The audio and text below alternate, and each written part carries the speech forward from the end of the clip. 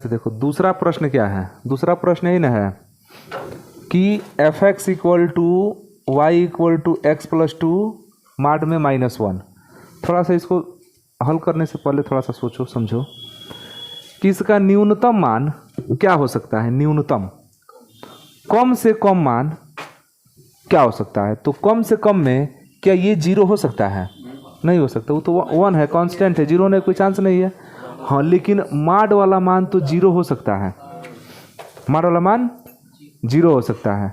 अच्छा क्या माड के अंदर का जो मान है वो माइनस में हो सकता है? नहीं हो सकता है। इसलिए नहीं हो सकता है क्योंकि -4 रख देंगे तो -4 और +2 रिजल्ट तो देगा -2, लेकिन माड से निकलेगा बाहर प्लस हो जाएगा। तो अगर आप इसमें माइनस से माइनस रख देंगे ना तभी वो निकलेगा तो प्लस ही होगा। आप प्लस भी रख देंगे तो 2 जुड़ के और बढ़ जाएगा। तो अंदर वाला वैल्यू जो है बाहर निकल के माइनस तो होगा नहीं, तो अंदर वाली वैल्यू कम से कम कितना हो सकता है? 0 हो सकता है। थोड़ा समझो। अच्छा तो हमको न्यूनतम मान लीजिए निकालना है। न्यूनतम की बात करो, अधिकतम छोड़ दो अभी। इसको अवकलन करने से कोई लाभ है नहीं। प्रश्न पर विचार करो। हमको मान लो इसका न्यूनतम मान ज्ञात करना है, तो न्यूनतम मान इसका मान कहाँ से बदल सकता है? इसका मान x पर डिपेंड कर रहा है। x का मान जब बदलेगा तो पूरी वैल्यू का मान बदलेगा। सोचो कि x का मान 4 है, मान कितना है? 4। तो 4 अगर रखेंगे तो 4 दूँ 6, 6 में से 1 गया तो 5 होगा, तो 4 रखें तो 5 आया है। अगर 5 रखते 5 दूँ 7, 1 घटाते 6 आता। तो जैसे जैसे x का मान बढ़ रहा है फलन का मान भी तो बढ़ रहा है। अब हम कह रहे हैं कि x का मान बढ़ नहीं रहा है, घटाइए। x का मान -4 रखिए, तो -4 रखेंगे, ध्यान से समझे, -4 रखेंगे तो -2 माड के अंदर होगा, -2 बाहर निकलेगा तो +2 हो जाएगा। +2 में से 1 घटेगा तो 1 बचेगा, तो -2 रखे तो 1 आ गया। -2 कर रहे हैं, -4 रखे तो 1 आ गया। हम कह रहे हैं कि -5 एक बार रखिए, तो -5 रखेंगे तो -5 और +2 तब ना -1, तो -5 और +2 रखेंगे तो ये -3 होगा। माड से बाहर निकलेगा तो माइनस खत्म। 3 में से 1 गया तो कितना बचा? 2। तब देखिएगा माइनस का मान भी अगर हम कम कर रहे हैं ना, -5 से अगर 6 पर रखते हैं तो ये मानवा फिर बढ़ने लगेगा। इसका मतलब कि न्यूनतम मान नहीं मिल रहा हम लोग को। तो न्यूनतम मान तभी हो सकता है कि जब माड के अंदर वाला पूरा 0 हो जाए। हाँ माड के अंदर वाला मान क्या हो जाए? 0। तो हम सीधे लिखेंगे कि न्यूनतम मान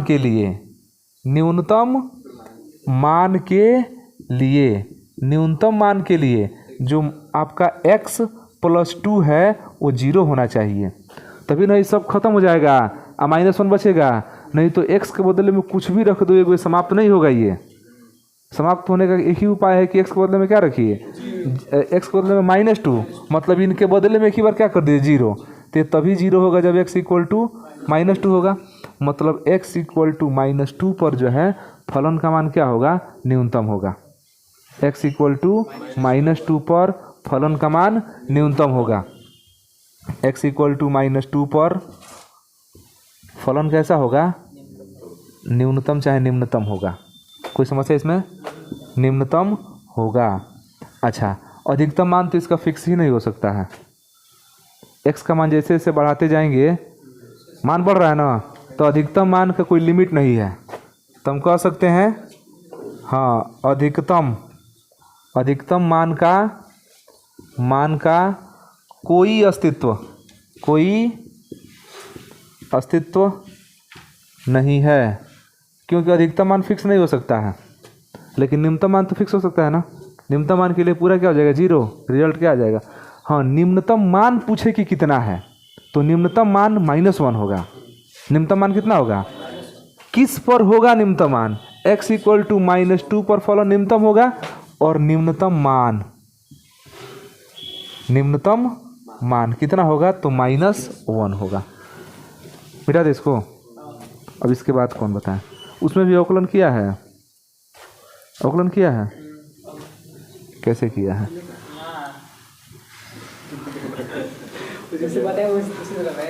तो हम भी तो वही कह रहे हैं कि तो कह रहे अवकलन किया है, तो हाँ तब कह रहे कि ना अगला क्वेश्चन देखिए। अच्छा हाई वाला बन जाएगा तो अब जी एक्स, क्यों जी, जी एक्स ये भी x प्लस 1 है, तो निम्नतम मान के लिए x प्लस 1 इक्वल टू 0 होना चाहिए। हाँ, x इक्वल टू -1 पर निम्नतम हो जाएगा। अच्छा कोई पूछे कि निम्नतम मान कितना होगा, तो निम्नतम मान 3 होगा, 3 से कम मान नहीं हो सकता है। ठीक है, तो आगे बढ़ा जाए।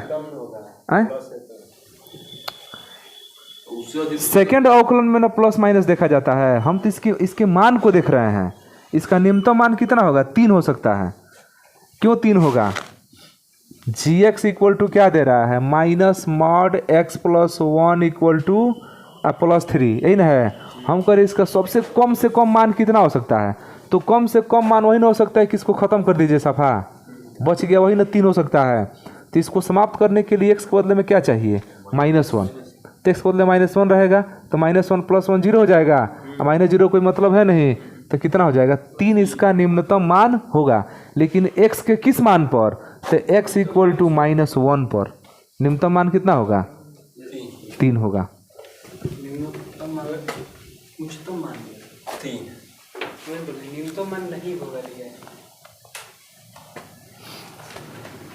कहाँ गड़बड़ हो रहा है, का कोई न्यूनतम मान fx है कि hx है, hx equal to sin 2x + 5।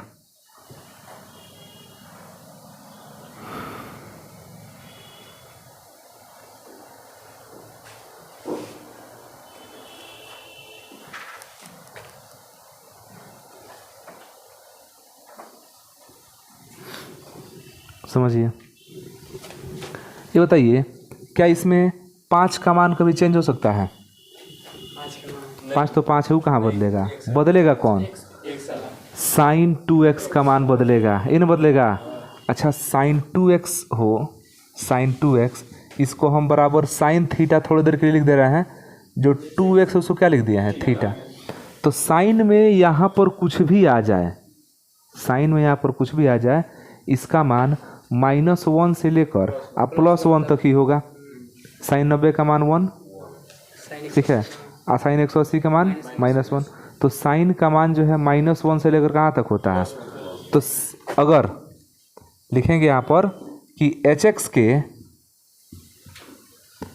निम्नतम मान के लिए, hx के निम्नतम मान के लिए sin 2x का कौन सा मान लिया जाएगा, sin 2x का निम्नतम मान लिया जाएगा। निम्नतम मान कितना होगा, -1 है।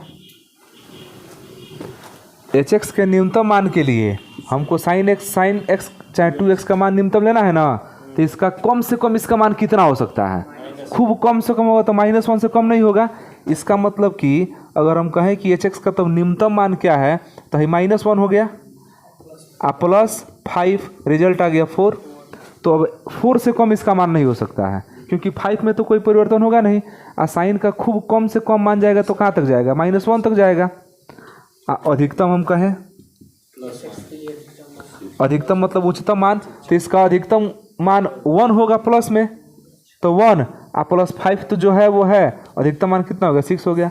तो न्यूनतम मान 4 और अधिकतम मान 6 हो जाएगा, क्योंकि इसका मान किस पर डिपेंड कर रहा है, साइन पर।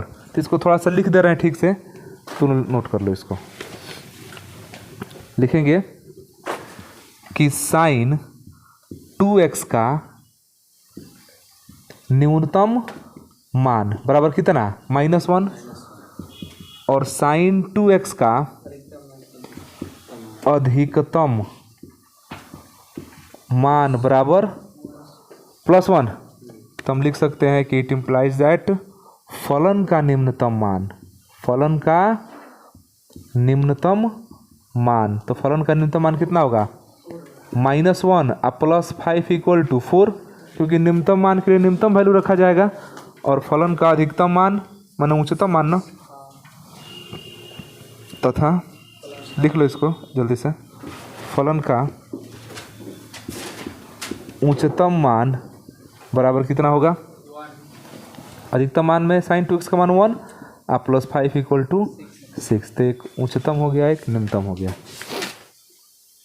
तीसरा प्रश्न में कह रहा है कि निम्नलिखित फलनों के स्थानीय उच्चतम या निम्नतम यदि कोई हो तो ज्ञात कीजिए, तथा स्थानीय उच्चतम या स्थानीय निम्नतम मान जैसी स्थिति हो भी ज्ञात कीजिए। मतलब जिस तरह की स्थिति होगी हर स्थिति में ही क्या करना है, ज्ञात करना है। तो पहला y = क्या दे रहा है, x²। इसको fx लिखिए या y लिखिए, कोई समस्या नहीं है, x²। इसका हमको उच्चतम या निम्नतम मान ज्ञात करना है। तो सबसे पहले उच्चतम या निम्नतम मान ज्ञात करने के लिए अवकलन करते हैं ना। इसका अवकलन करेंगे तो हो जाएगा dy/dx = 2x। एक बार तो अवकलन हो गया। अब इसको 0 करके लिखेंगे उच्चतम या निम्नतम के लिए, निम्नतम के लिए, उच्चतम या निम्नतम के लिए dy/dx = 0, dy/dx = 0, मतलब कि 2x = 0, 0 ना, x = अब तो x = 0 आ गया। अब हमको इसका दोबारा अवकलन करना है, इस मान को उसमें रख देना है। तो लिखेंगे पुनः d2y/dx² = अवकलन कीजिए तो x का 2, तो पहले ही पॉजिटिव आ गया। तो क्या 0 से कोई मतलब है, 0 से कोई मतलब नहीं है। इसका मतलब कि फलन का मान कैसा होगा, उच्चतम होगा। और उच्चतम कितना प्लस है, निम्नतम होगा। फलन का मान कैसा होगा, निम्नतम होगा। लिखेंगे तो फलन निम्नतम होगा, निम्नतम होगा। अब कोई पूछे कि निम्नतम होगा तो कितना होगा, तो 0 होगा। अब 0 से कम कहाँ हो सकता है, बताओ 0 से कम क्यों नहीं होगा। अरे कुछ और रखेंगे, स्क्वायर होगा, वो प्लस में आ जाएगा। हाँ, तो निम्नतम मान पता ना क्या बोलते रहने। निम्नतम मान बराबर 0 का स्क्वायर 0, 0 से कम नहीं हो सकता है, क्योंकि कुछ भी रखेंगे तो स्क्वायर होकर प्लस हो जाएगा। लिखो तीसरा का तीसरा है, y मान लेते हैं। क्या दिया है, sin x plus cos x। हमको इसका, ठीक है उसको छोड़ दो, हमको इसका निम्नतम या उच्चतम मान ज्ञात करना है। अगर कोई हो तो सबसे पहले इसका क्या किया जाएगा, अवकलन करेंगे। तो अवकलन कीजिए तो dy/dx = sin x का अवकलन, cos x का अवकलन माइनस sin x। एक बार अवकलन हो गया। अब इसको उच्चतम या निम्नतम मान के लिए अवकलन को 0 दिखाते हैं। तो लिखेंगे उच्चतम या निम्नतम मान के लिए, तो उच्चतम या निम्नतम मान के लिए dy/dx = 0। इसका मतलब कि cos x minus sin x = 0। तो हम ऐसे लिख सकते हैं cos x बराबर sin x है। अपना बुद्धि लगा के बताओ ना कि sin x और cos x कब बराबर होता है, 45, 1/√2। उस तरह से नहीं समझ में आ रहा है तो cos x को भेज दो इधर। तो sin x बटे cos x इधर हो जाएगा 1, ये हो जाएगा tan x = 1। अब tan में कितने का मान होता है, 45 का। हम भी तो वही कर रहे थे। तो x = आ गया π/4। कहाँ हो तुम, यहाँ हो कि नहीं हो, π/4 हो गया। अब हमको दोबारा अवकलन करना है, दोबारा अवकलन। तो दोबारा अवकलन कीजिए पुनः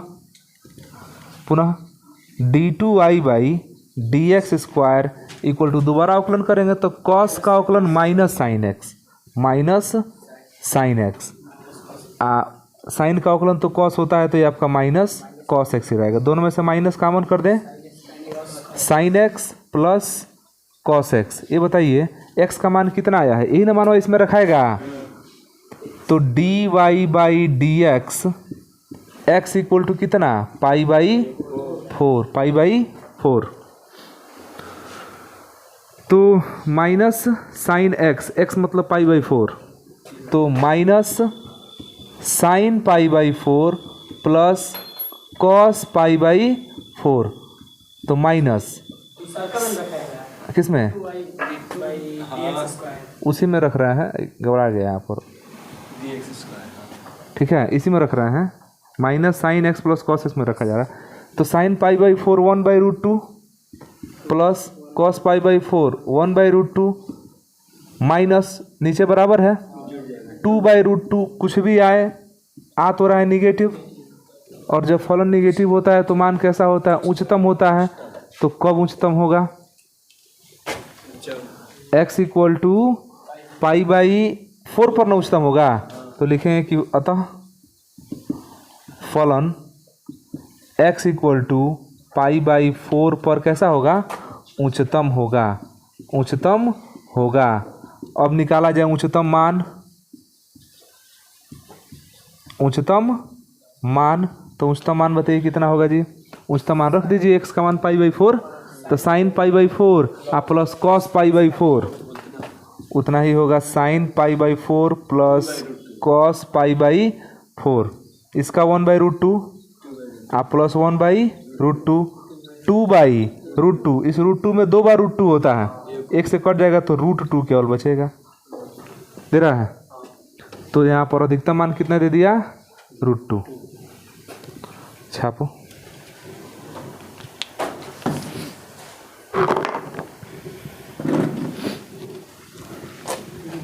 देखिए चौथा में एक देख लिया जाए, चौथा में कौन, तीसरा, चौथा में क्या लिख रहा है, सिद्ध कीजिए कि निम्नलिखित फलनों का उच्चतम या निम्नतम मान नहीं है, माने न तो उच्चतम है और ना ही निम्नतम है। तो कोई भी देख लेते हैं, देखिए तीसरा, y इक्वल टू मान रहे हैं, हम x नहीं मान रहे हैं, हम y को इक्वल टू मान रहे हैं, x cube plus x square, x cube plus x square plus x plus 1। इसका सबसे पहले क्या करना होगा, गया, इसका सबसे पहले अवकलन किया जाएगा, तो dy by d x equal to 3x square plus 2x plus 1, 3x square plus 2x plus 1, ये हो गया। देखिए अब खानदानी किताब रखेगा तो ये होगा उच्चतम या निम्नतम मान के लिए गौर सी देना, उच्चतम या निम्नतम मान के लिए क्या करना होगा, अवकलन को 0 दिखाना है, dy बाई डी एक्स को दिखा देना है 0, मतलब 3x square plus 2x plus 1 equal to 0। इसको 2 और 3 हो जाएगा, 2 प्लस 2 नहीं टूटेगा, कहाँ से टूटेगा बताओ ना, 3 में से 1 घटाएंगे तो 3 में से 1 2 तो हो जाएगा, लेकिन 3 करेंगे तो माइनस ना आ जाएगा, 3 और -1 नहीं हो सकता है इसका, भाखो मौत, देखो ध्यान से, मध्य पद को तोड़ के गुणनखंड नहीं होगा इसका, दिमाग में चल रहा है तो बताओ, हम संदेह दूर कर दे रहे हैं। 3 1 पर सोच रहे हो कि 3 में से 1 घटेगा तो 3 में से 1 घटेगा तो 2 हो जाएगा, तो 3 में जब -1 से गुणा करेंगे तो -3 हो जाएगा, 3 करने 3 कहाँ -3 आ रहा है गुणा करने पर, बार बार गुणा करने पर आज जो आना चाहिए वही ना बीच वाला से भी आना चाहिए, तो बीच वाला से -3 आ जाएगा, बाहर वाला से -3 नहीं आएगा। इसको सिर्फ अच्छा लगा देना, सबसे बढ़िया है, इतना कौन मेहनत करे। श्रीधराचार्य विधि से क्या होगा, x equal to minus b, x equal to -b plus minus b square minus 4ac बटा 2a, माइनस भी बताइए, b का मान 2 है, -2 प्लस माइनस रूट में b स्क्वायर माने 2 का स्क्वायर 4 माइनस 2ab, तो 4ac ना, देखिए 4ac, तो 4 a मतलब 3 c मतलब 1, तो 4a मतलब 3 c मतलब 1 बटा 2a मतलब कितना 3 दे रहा है, ये तो सब लोग जानते हैं द्विघात समीकरण, तो 4 3 ऊपर ही हो गया समस्या, -2 प्लस माइनस 4 3 12, 4 में से 12 गया तो -8, बटे 6। अब यहाँ तो x का मान कुछ मिल भी नहीं किया। x का मान क्या मिला? रूट में कभी माइनस में आएगा तो उसका वर्गमूल होगा, नहीं हो पाएगा, ये काल्पनिक मान आ जाएगा। x का मान क्या है? काल्पनिक है। x का मान ही क्लियर नहीं हो पाएगा हम लोग का। तो जब x का मान क्लियर ही नहीं है तो फिर उचित निम्निष्ट ज्ञात करने का कोई मतलब यहाँ पर नहीं है। x का मान क्लियर होगा। चलो तुम्हारा संदेह अगर हम ये है कि दोबारा अवकलन करके दूर किया जाए तो दोबारा अवकलन कीजिए। दोबारा तो d2y by d x square दोबारा अवकलन करेंगे तो 6x प्लस 2 होगा, 6x प्लस 2। तो ये बताइए इसमें ले आके मान रखने के लिए x का मान चाहिए, वो कहाँ है हमारे पास? पहले नहीं है। तो जब x का मान ही नहीं है तो हम लोग ना रखेंगे ना उचिष्ट या निम्निष्ट, कुछ भी नहीं निकलेगा। तो इसलिए ये फलन ना तो उचिष्ट क्या लिख रहा है? नहीं, हाँ तो सिद्ध तो हो गया, लिख देंगे क्या? तो फलन न तो मन उच्चतम है, न तो उच्चतम है और न ही निम्नतम है। निम्नतम इसी तरह का सवाल बढ़िया होता है, वो किसी एक मतलब किनारे तक पहुंच भी नहीं करेगा, बीच में इधर उधर तैरेगा। तो लिखना चाहो तो लिख सकते हो। अब लिखो, अब पूरा बनाओ, ठीक है? अगला क्वेश्चन बनाने का प्रयास करना। अब हम इधर बढ़ेंगे सिद्ध करने वाले की तरफ। अब हम क्वेश्चन नंबर 13 से बताएंगे।